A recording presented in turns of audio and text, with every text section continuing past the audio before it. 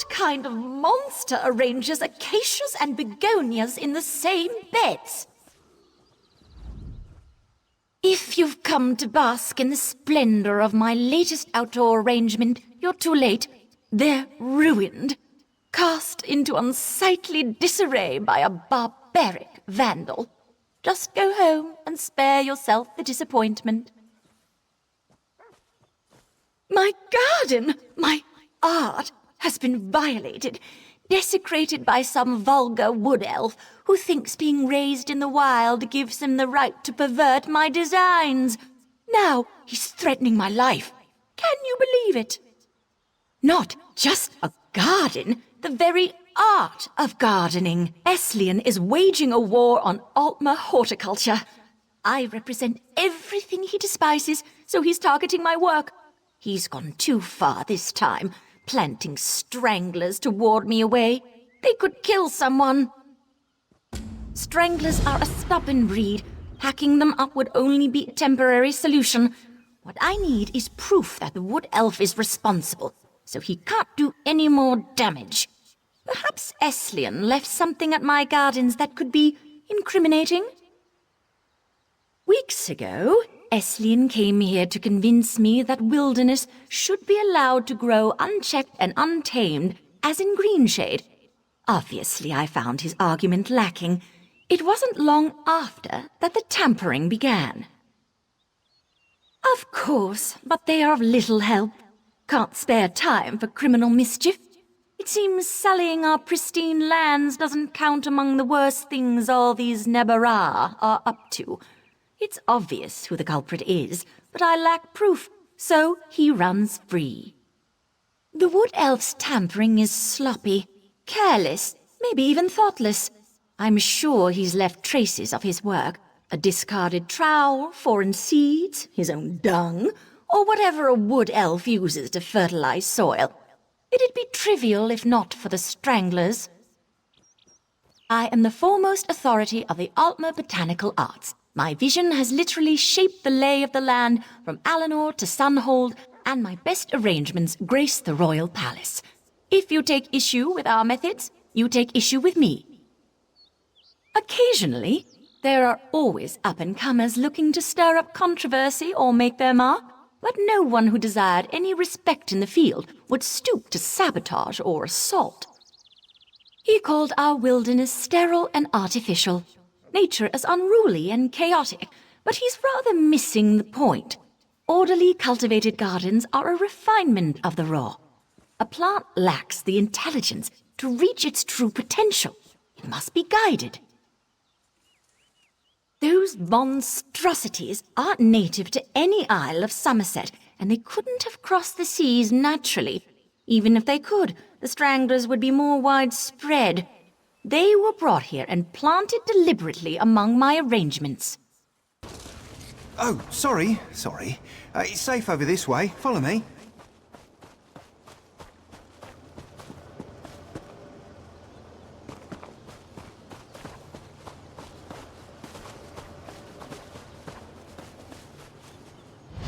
I don't think anything untoward's taken. Hope those stranglers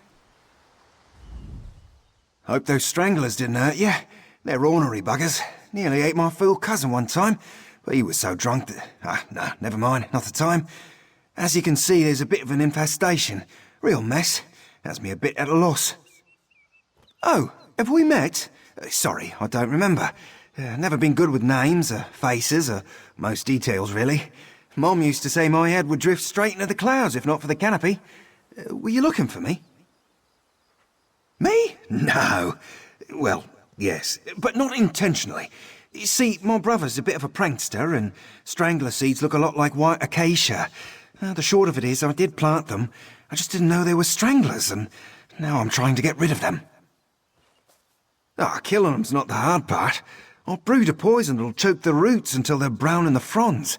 Trouble is, can't think of a way to use it without breaking the Green Pact. It's a real moral quandary. Oh, yeah, that'd do.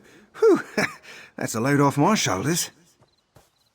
Dribble a bit of this in the water sources around here and the stranglers should die off in a few weeks.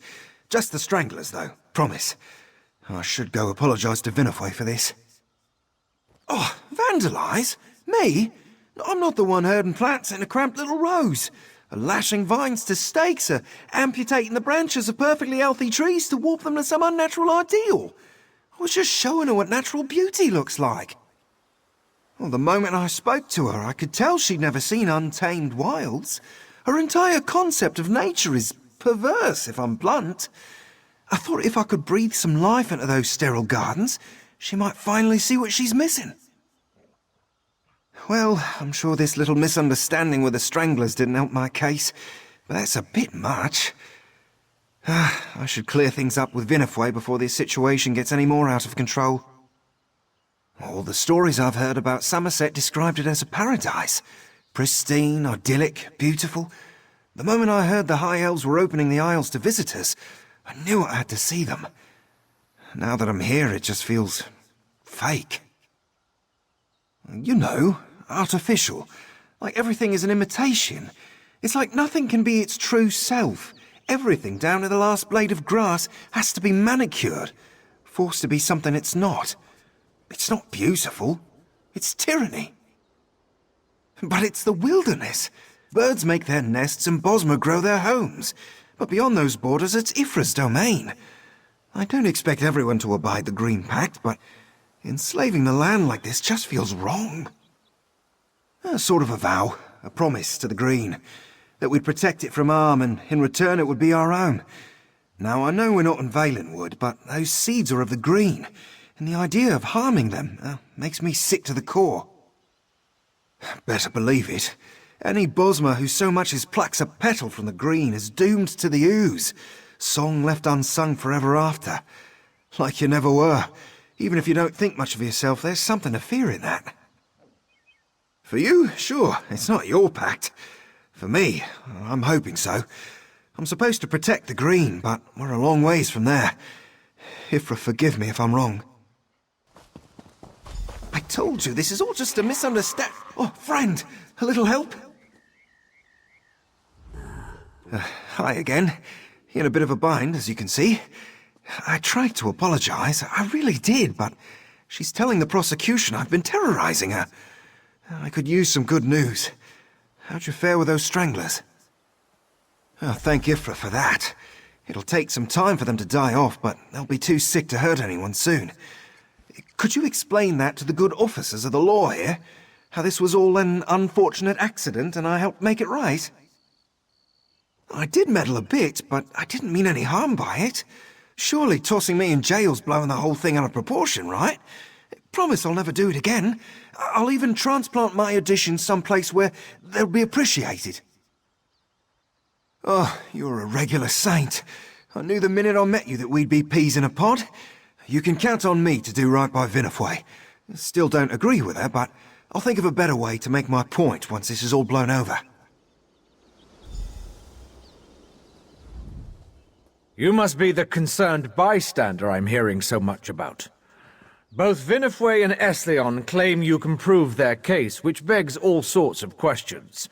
But I don't have time for that, so let's cut to the heart of the matter. Is Esleon guilty? Given that your testimony is the only real evidence I have, I see no reason to continue dragging out this affair. Esleon will be fined for trespassing and criminal mischief, then released. If I see him here again, he will be jailed. Free the prisoner. Sorry, really. Truly sorry I am. Won't happen again, officer. Not much longer now. You aren't seriously taking his side in this? A slap on the wrist. It'll take months, if not years, to restore my work to its original condition. You've done me and Somerset a great disservice today.